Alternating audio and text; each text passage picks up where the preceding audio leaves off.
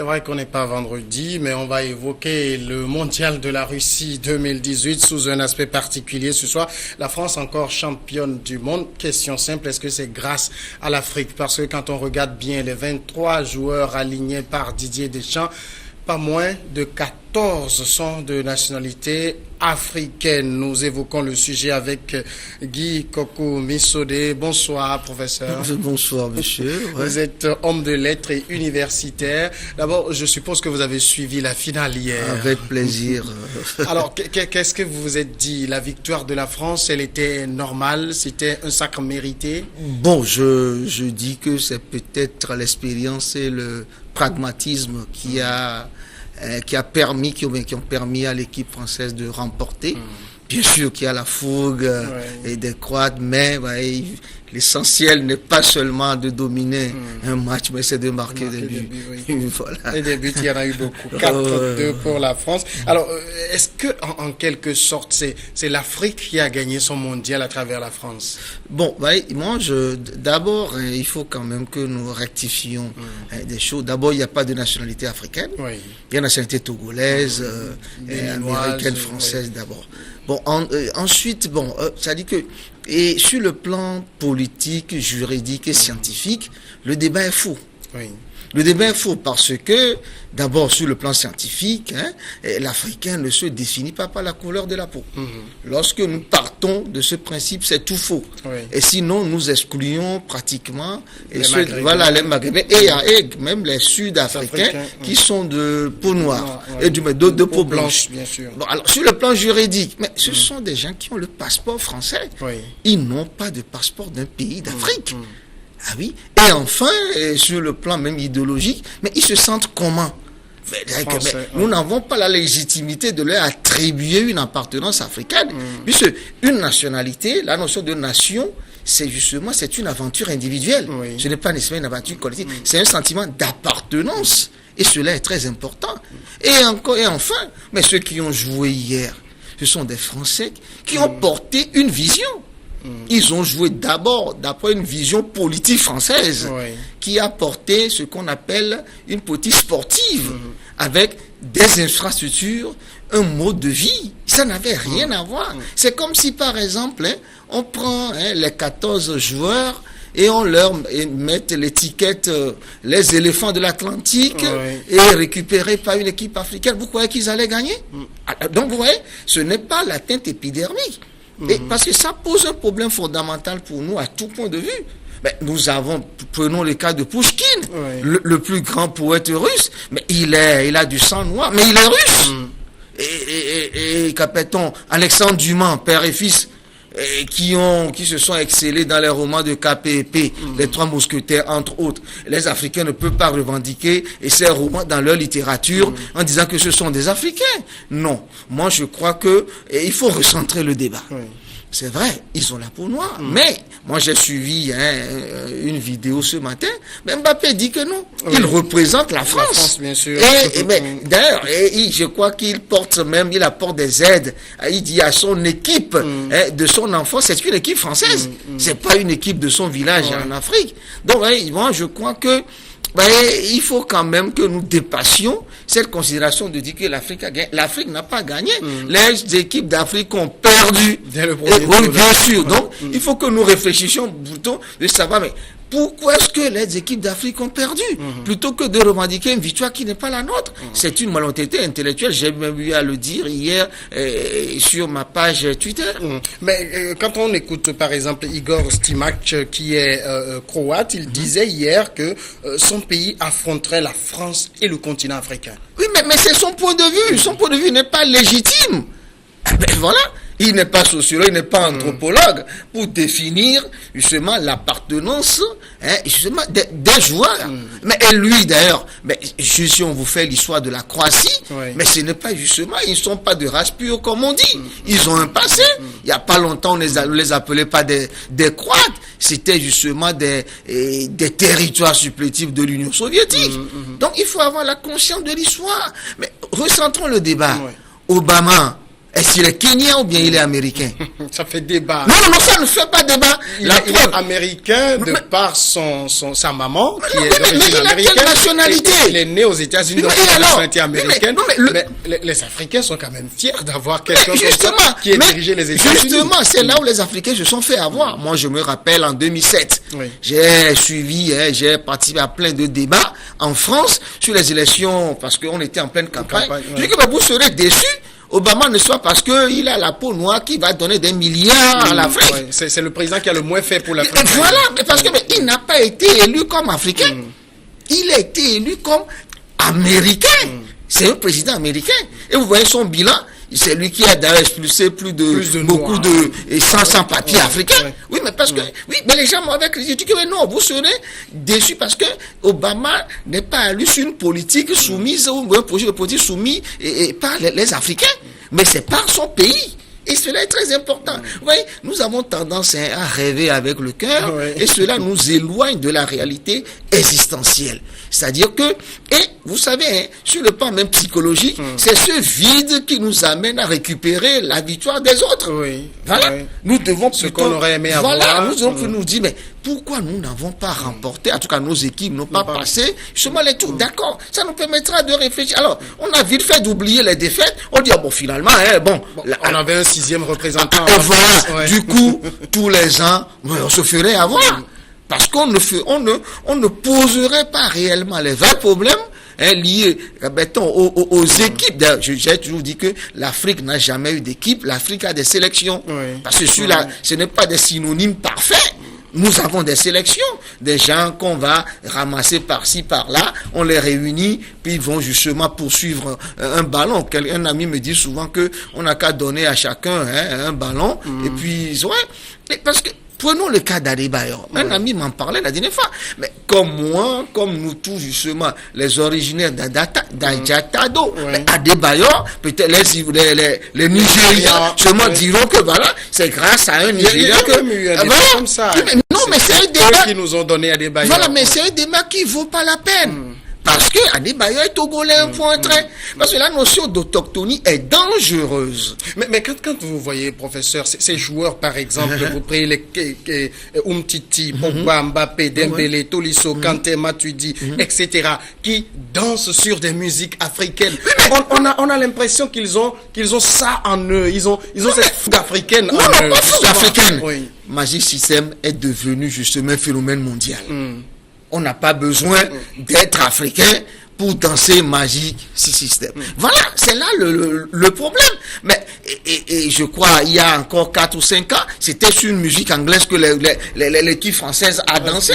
On ne lui a pas dit qu'ils sont des Anglais. Oui, mais parce que la musique, souvent nous sommes là-bas, nous sommes souvent au niveau de l'art qui transcende les frontières. Et je répète toujours un ami qui dit que mais l'universel c'est le local sans les murs. Oui, ils sont pris, ils ont récupéré. Mais n'oubliez pas, à l'investiture le jour de la victoire de Macron, mais il avait invité Magic System. On va dire que c'est un président africain. Vous voyez, non, c'est que moi, ce qui m'agace, c'est l'absence de cohérence dans les choses jusqu'à la fin. Nous autres, d'ailleurs,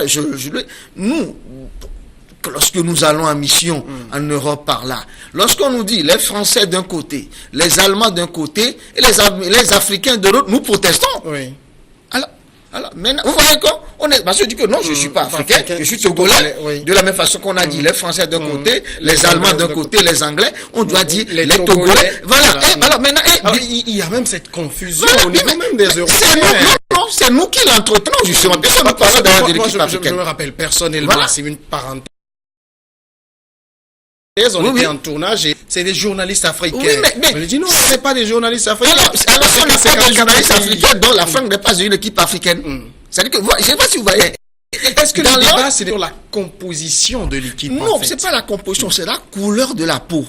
C'est-à-dire qu'il aurait eu un Camerounais blanc qui serait dans l'équipe qu'on ne dirait pas que c'est un Africain. Parce que nous pensons que la coloration épidermique détermine. Alors que nous sommes dans un monde qui évolue vers le métissage.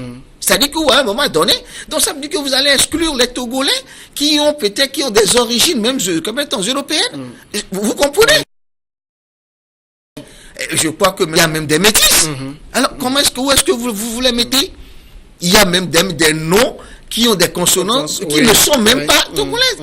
Parce que, méfions-nous, nous les Africains, c'est-à-dire que si je peux, par un certain, j'appelle ça une mollesse intellectuelle, mais nous créons des situations, parce qu'on pose le problème de l'autochtonie.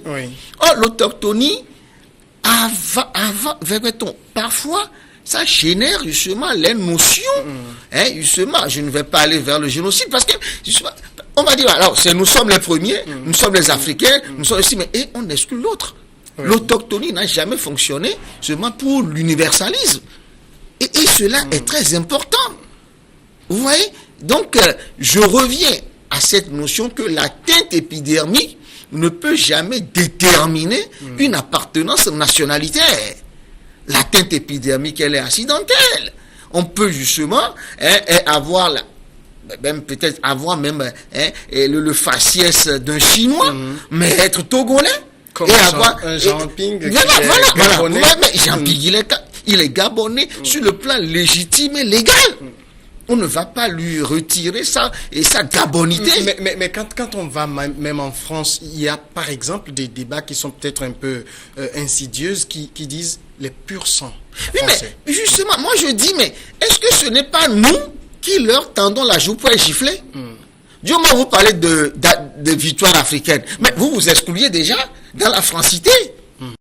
Je ne sais pas si vous connaissez. Moi, je connais plein d'amis togolais qui sont français, mais qui ne se sentent pas concernés par ce débat. Et ils disent que mais nous pilons l'eau. Parce que ça veut dire que nous n'avons pas d'autres préoccupations que, justement, au lieu de poser la question sur le bilan réel de la participation de l'Afrique au mondial, alors là, on biaise. C'est dangereux. Et nous en avons l'art. On biaise le problème, on va s'occuper, les Africains ont gagné, bon d'accord, donc on attend, et dans 4 ans, on verra les Africains vont encore gagner. Mais peut-être que ceux qui posent le débat veulent dire, c'est un peu comme si, par exemple, Mbappé, qui est d'origine camerounaise, dit-on, avait eu les conditions qu'il faut, c'est ce que il ne serait pas allé jouer pour la France. Non, mais le problème se pose autrement, c'est-à-dire qu'il me semble que on ne se comprend pas. C'est-à-dire que ce n'est même pas une question de conditions. C'est-à-dire que la France, parce qu'il faut partir même d'une vision. C'est-à-dire que ces joueurs ne sont que la partie émergente de l'iceberg. C'est-à-dire qu'il y a d'abord une politique sportive française. Il y a d'abord une vision. Il y a des infrastructures. Il y a des besoins. C'est ça qui a abouti à ça. Oui, c'est ça qui a abouti à ça. C'est tout un. Mais, par exemple, l'entraîneur français, mais il est l'entraîneur. C'est-à-dire que ce n'est pas le président qui décide que telle personne va jouer. C'est toute une culture. Ça veut dire que ceux-là ne seront même pas à l'aise dans nos équipes. Parce que c'est pourquoi on dit que c'est-à-dire que et se sentir appelé, c'est d'abord un acte conscient. On ne va pas justement me capitaliser parce que j'ai tel pour des camétons. Et naturellement, dans toute l'histoire, c'est parce que nous avons porté, nous avons exposé, moi je préfère dire, le flanc par ces genres de comportements, de tout temps. Et après, nous avons le repli identitaire. Nous avons, on nous a traité de ça. Et c'est ça qui fait le lit du Front National, des partis extrémistes.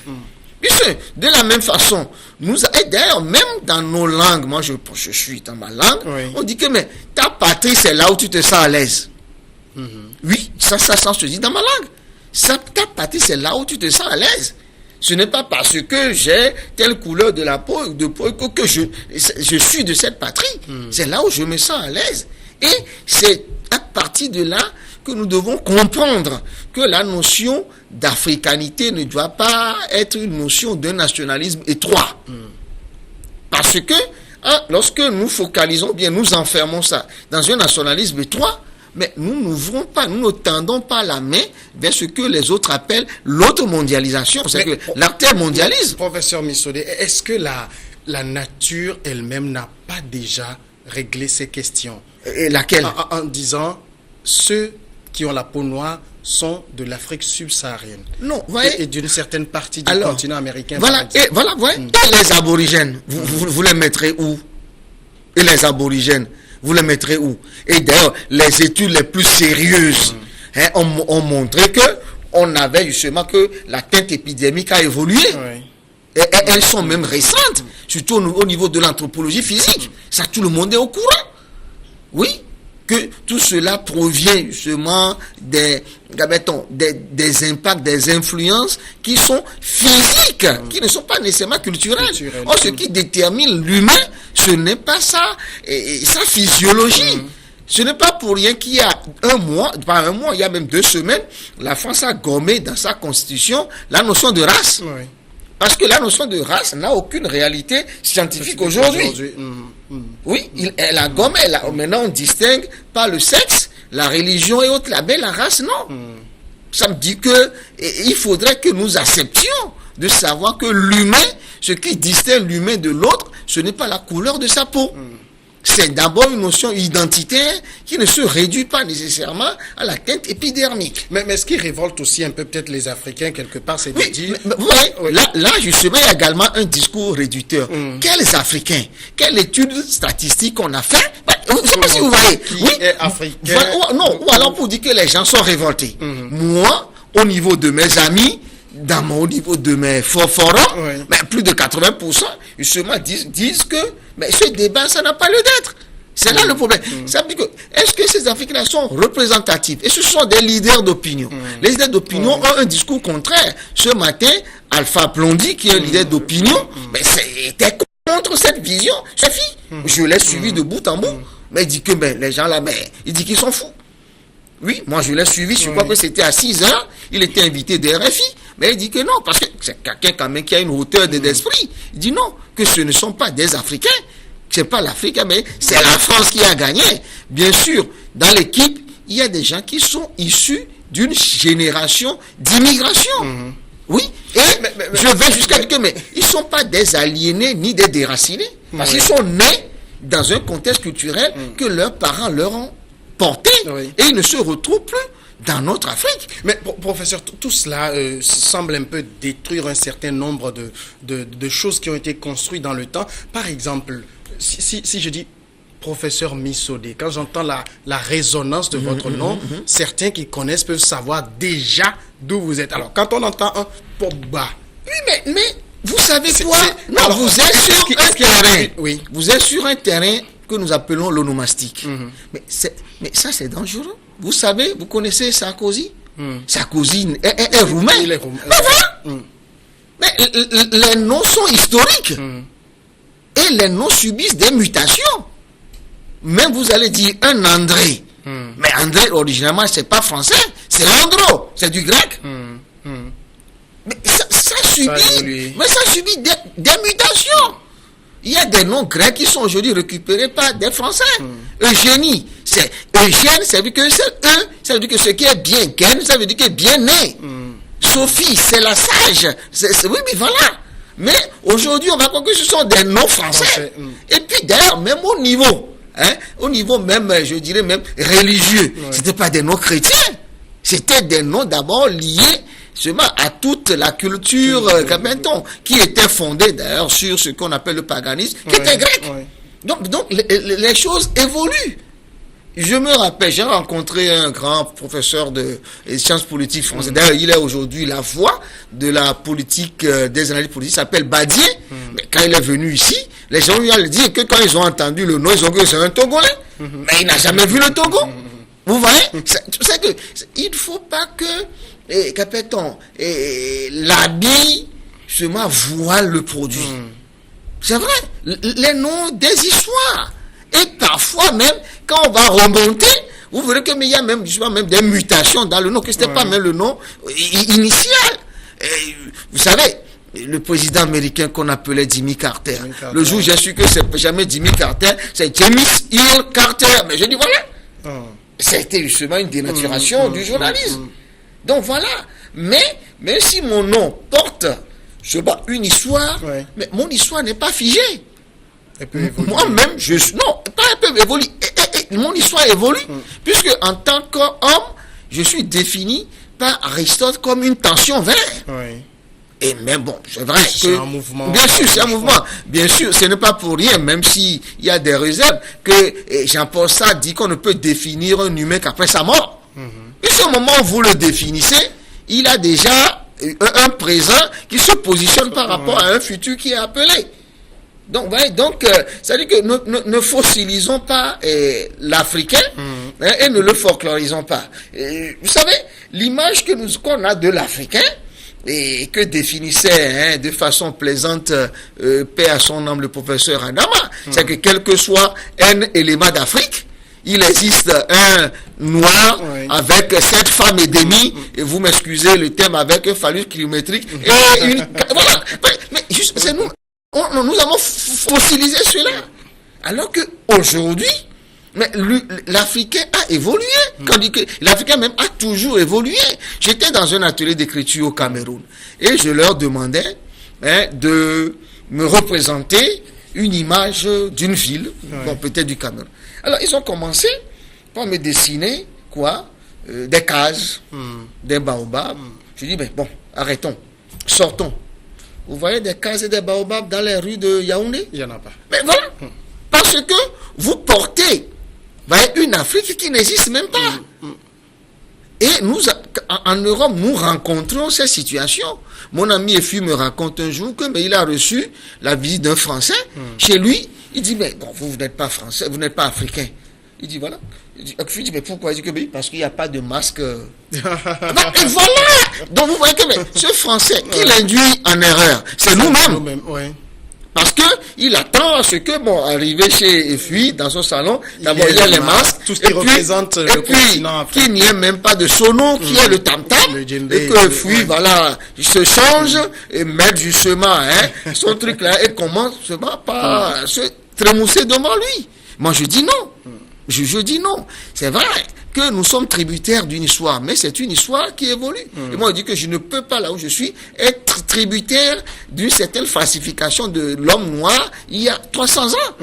Alors, je reviens quand même un peu sur la question que je voulais poser en disant, ce qui révolte certains, c'est de dire que c'est quand, par exemple, il y a des gens qui ont la couleur noire, la peau de couleur noire, qui font des exploits qui sont récupérés comme des trophées. Ce n'est pas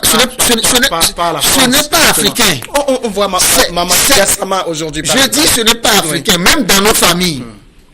Un enfant qui n'a pas brillé, nous n'avons pas tendance à l'exprimer. Non mais, ne soyons pas hypocrites. Ce n'est pas la France qui le fait. C'est une réaction sociale légitime. L'enfant, justement, mais qui réussit, il est exhibé. Vous venez d'obtenir votre bac, mais votre père va se promener avec vous. Vous n'êtes jamais allé, il vous a jamais accompagné à la messe. Mais le dimanche, vous allez à la messe, et quand vous sortez, il va prétester des visites domiciliaires à tous ses amis. Mais si vous êtes un cancre, il n'aimerait même pas que vous restiez devant le portail. Donc, vous voyez, le problème c'est quoi? C'est l'afran. Pourquoi? Un ami le disait hier. Parce que nous sommes réduits à l'usage monolinguique du français. Du coup, nous ne sommes pas ouverts aux autres médias. C'est là le problème. Nous ne sommes pas ouverts aux autres médias. Quelqu'un nous disait que nous n'écoutons que RFI, TV5 et 24. Donc, vous avez une fois suivi, par exemple, un match diffusé sur une chaîne latino-américaine? Ah, mais d'ailleurs, Radio Foot International a l'habitude de passer des extraits. Quand les Argentins jouent, si vous écoutez le reportage sur les médias argentins, vous allez croire que c'est des gens qui jouent comme des anges. Mais voilà. Mais ce nationalisme, justement, est légitime à nous et aux autres. Voilà. Mais quand le Togo joue, comment nous nous comportons? Mais voilà. Alors pourquoi est-ce que maintenant vous reprochez à l'autre qui a le même comportement? Les gens vont jusqu'à dire que non, ils ne vont plus écouter les médias français. Je dis, mais tant mieux. Ils vont nous en faire entendre. Oui, mais attention, ce sont des médias payés par les redevants de qui? Du contribuable français. Alors, mais pourquoi? Vous voyez qu'il faut que le nègre apprenne à être cohérent. Mais c'est le français qui paie. Ça veut dire que celui qui doit censurer le média français, c'est l'auditeur français. Et puis un média, mais si ça ne vous plaît pas, va vous zapper. Est-ce qu'on nous a une fois imposé de suivre les médias français? Ben, c'est légitime. Alors, les médias français, nous sommes dans un média, nous avons ce qu'on appelle une politique éditoriale. Oui. Mais RFI porte la voix de la France. RFI ne va pas faire la politique du chemin des villages africains. Alors, ça veut dire, professeur Guy Missodé, que tout ce débat de l'Afrique qui a gagné à travers la France est un faux débat. C'est un faux débat parce que la préoccupation de l'Africain, là où je suis, c'est pas que les Noirs aient joué et aient gagné dans une équipe française. La préoccupation qui peut être la mienne, comment faire pour que la prochaine fois, le Togo soit présent à la phase éliminatoire. Mais comment est-ce qu'on peut mener ce débat et le laisser de côté une réalité? Mais je dis, et puis il fallait voir, j'étais inquiet hier par la hargne par laquelle, mais les gens, ça donne à ça. Oui. Donc je dis que, donc ça veut dire que mais vous n'avez pas d'autres sujets. Mais c'est grave. Mais ça veut dire que, et puis c'est symptomatique, C'est symptomatique. Ça veut dire que nous souffrons d'une viduité. Ça dit qu'il y a un vide, que nous remplissons. Moi, je ne peux pas me lever et en faire un débat. Quand je me réveille, mais mes amis, mon programme, ma journée est bien remplie. Je ne vais pas me distraire avec ça. La question que je vais me poser, en tant que peut-être que quelqu'un qui de temps à autre réfléchit, je dis, mais pourquoi nous avons échoué? On n'a pas pu être, mon pays n'a pas pu être sélectionné. Et comment faire pour y arriver? Voilà. Donc, vous voyez que je dis non. Aujourd'hui, là, le hic avec nous, le débat n'est pas ça. Oui. Professeur Guy Kokou Missodé, merci d'être venu à répondre. C'est un plaisir. Oui. Et je vous dis que beaucoup d'amis étaient surpris que j'ai accepté. Parce que ils disent que même sur mon mur, ils ont dit que mais comment vous allez venir perdre votre temps en discutant de ça? Oui, bien sûr. Et j'ai un ami béninois qui me dit, mais il me prenait pour quelqu'un de sérieux. Je dis que oui, que je suis sérieux, c'est pourquoi je viens. Parce qu'il dit que non, c'est un faux débat. C'était quand même intéressant parce que pour nous, les médias, vous savez. Oui, je sais, je vous comprends. Débat, nous en faisons des débats. Oui, bien sûr. Vous savez qu'un train qui est à l'heure n'a jamais intéressé l'information. Merci, vous êtes oui, c'est un plaisir partagé. On marque maintenant la pause et juste après, on retrouve les journalistes pour Regard Croisé.